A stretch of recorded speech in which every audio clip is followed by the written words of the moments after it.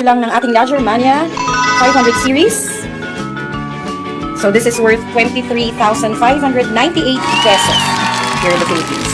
So kakadeliver lang yan. So it's colored black. Okay, so isa-isahin natin yan. It has 4 burners right here. So itong tatlong burners na to, these are gas burners. And then we have one separate electric hot plate right here. So just in case maubusan ng gasol, then pwede pa rin kayo makapagluto using this electric hot plate. So ayan siya. Let's get to know this LaGermania right here. Bagong-bago. Ayan. Okay, so ayan siya. So pinili ko guys is color black. Kasi alam ko dati meron kami yung LaGermania and it's colored white. So lumang-luma na yan. Okay, so tatanggalan natin to. Oh, by the way, this is the back side. So safe na safe. So talagang naka-metal cover siya dito sa likod for safety purposes. And then ito naman yung lagayan ng hose. Okay. So ayan siya. Yan yung model niya. So as you can see, it has 1, 2, 3, 4, 5 knobs right here. So itong 4 para to sa mga burners natin. Ito pala yung sa electric. So yan yung sa electric. Ito yung para sa rotisserie. Rotisserie char. So ito yung rotisserie guys. Yan yung tinutusukan ng pag chicken. Pag nag-roast ng chicken, di ba yung sa mga pinagbibilan natin ng chicken sa labas. So yan, papasok mo lang dyan yung chicken para mag-grill. Para mag-roast na yung chicken.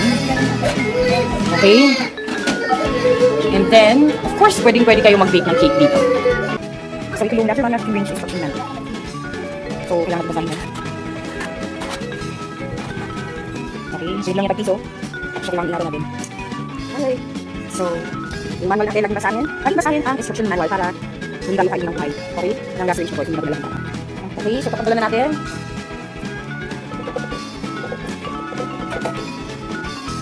Okay. Okay, there we go. So, ayan guys, mga burners natin. Up close and personal. Napakatibay yung LaGermania guys compared to other brands. So we have reminder right here. So siyempre kailangan hindi din mabuti ang manual. Okay, so patanggalan natin yan so we'll be able to use it.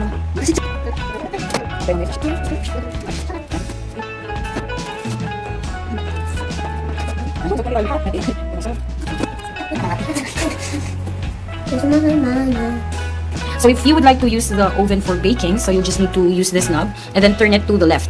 So, ayan yung mga degree Celsius kung gaano ka-init ang kailangan. And then, dito naman sa kabila, sa right, this is for grilling. Ngayon, ito naman guys, ito naman dito is, so ito naman yung para sa rotisserie. Okay? So, if you decided na mag-grill kayo ng chicken, you just need to turn this on. Okay, and then,